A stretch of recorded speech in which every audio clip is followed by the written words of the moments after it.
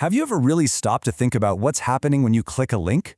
I mean, really happens. We talk about data being in the cloud or on the internet, but that's not some magical place. All that information has to physically actually move from point A to point B. So in this explainer, we're going to follow the incredible physical journey of just a single bit of data.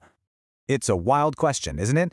That little click you make on your mouse, it's not just a software command. Nope, it kicks off a physical event, a real chain reaction that can cross an entire ocean in literally the blink of an eye. So, let's peel back all those layers of abstraction and see exactly how it works. Okay, so our journey starts right inside your computer. Before your data can go anywhere, it has to be translated from this abstract world of ones and zeros into something tangible, something real that can actually travel. This is the moment where the digital truly becomes physical. Now, this whole process happens at what engineers call the physical layer. You can think of it as the absolute bedrock of the internet. We're not talking about software or apps or websites here.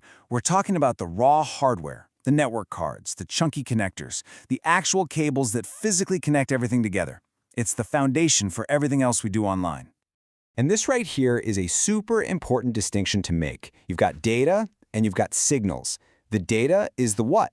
It's your message, your photo, that sequence of ones and zeros.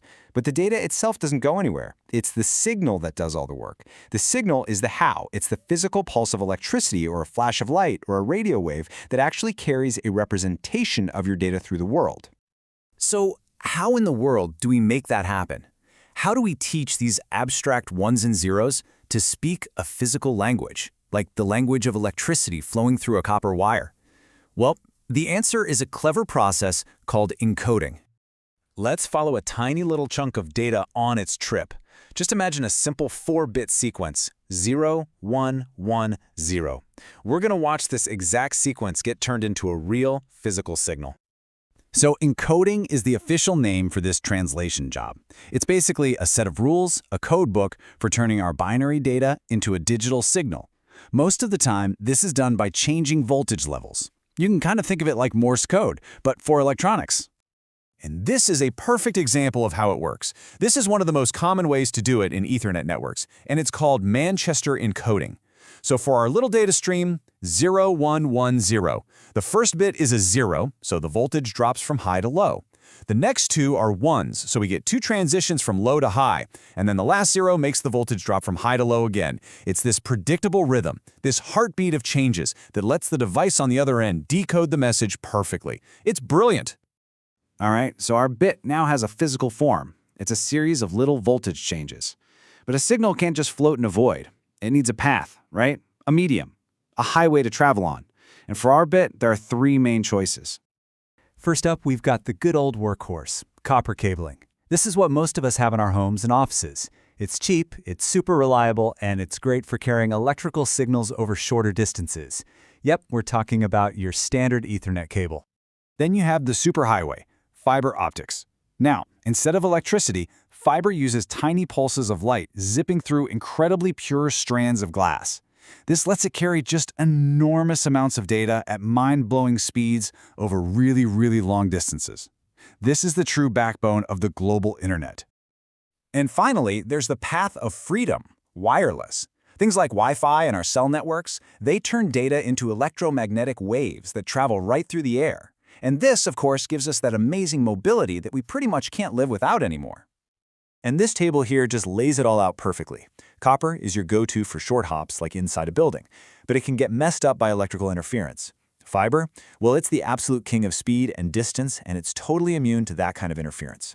And wireless, well, it gives you all the flexibility in the world, even if the performance can sometimes be a bit unpredictable. You can see each highway really has its own special job.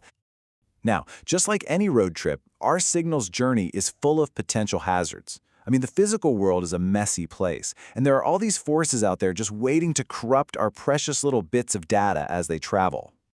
And there are three main villains on this journey. First, you've got attenuation, which is just a fancy word meaning the signal gets weaker the farther it goes.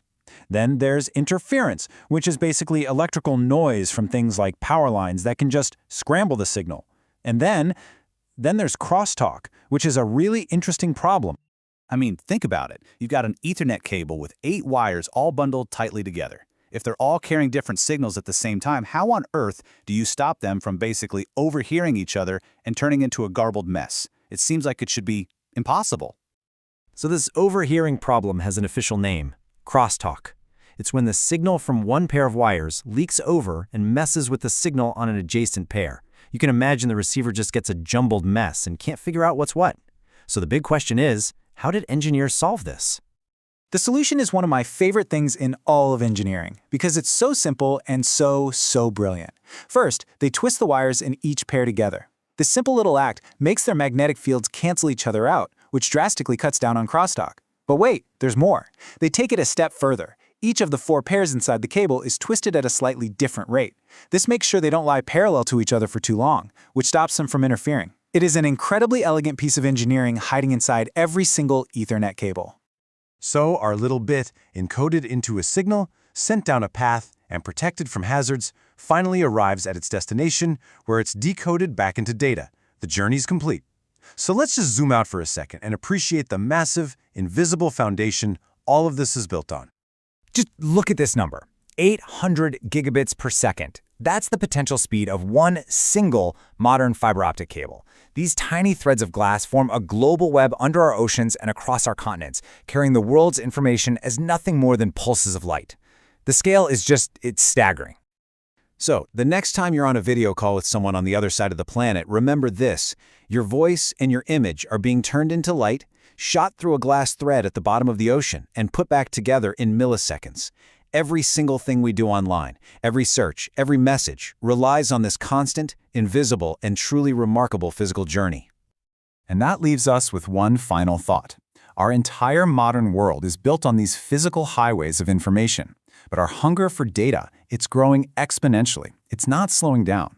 So what comes next? What will the superhighways of tomorrow be made of? And just how fast will they be able to carry our ideas across the globe?